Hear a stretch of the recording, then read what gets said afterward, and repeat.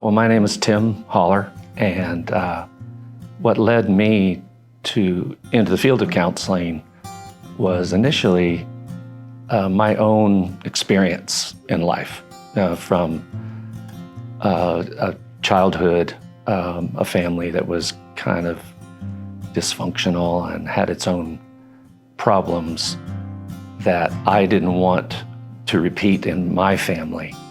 And I didn't want to experience that with my wife, my children. And I wanted to pass on to others and help them live healthier lives. And I found that not only was there help within Christianity, of course, but there was this new idea, because at my age, it was new back then. There were people like James Dobson and Clyde Narramore and other these people who were Christians who were starting to bring psychology into the realm of Christianity. And so I knew that it felt like this was something that I could do. And I wanted to help others live healthier lives along with their faith. So that's really what led me into it originally. So the type of person that I'm passionate working with is a person who is aware. Maybe they don't know why they're uncomfortable with life. They don't know where their symptoms came from, like their depression, their anxiety, or their relationship problems, but they know something's not right, and they long for something more. So it could be a father. I work nowadays primarily with men.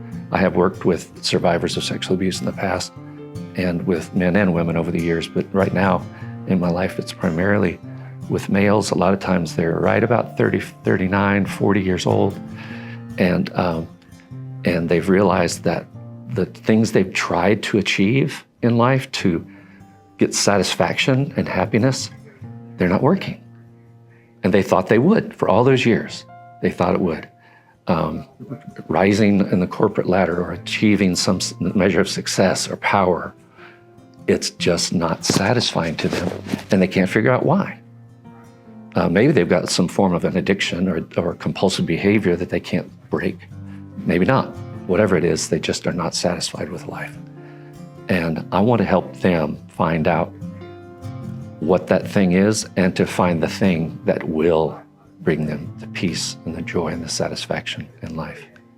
I believe that's ultimately God through Christ, but there are barriers to seeing that, and sometimes just hearing the gospel, which is so precious, don't get me wrong, it's very precious, though there are barriers for them actually being able to hear that, accept that, that come from their childhood, their youth, that we need to work through.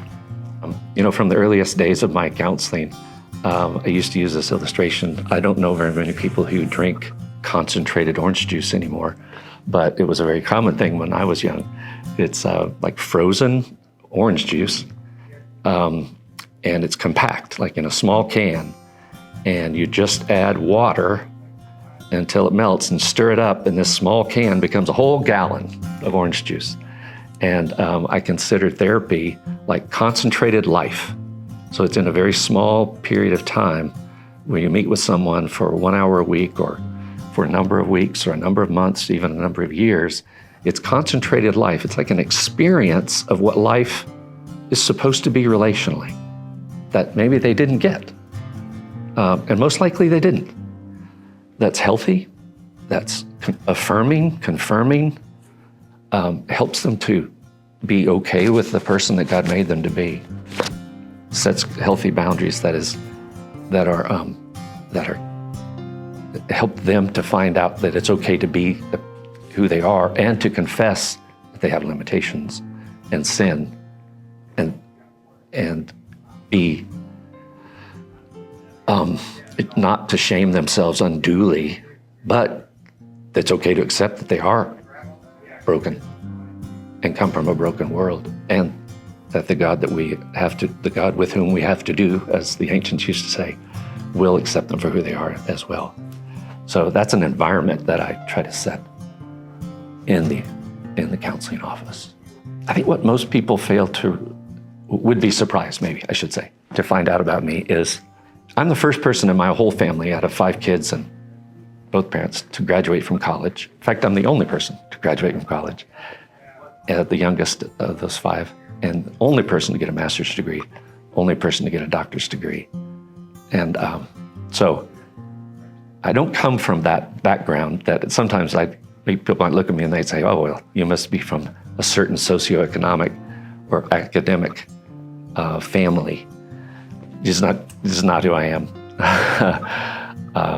And maybe that's an interesting factoid.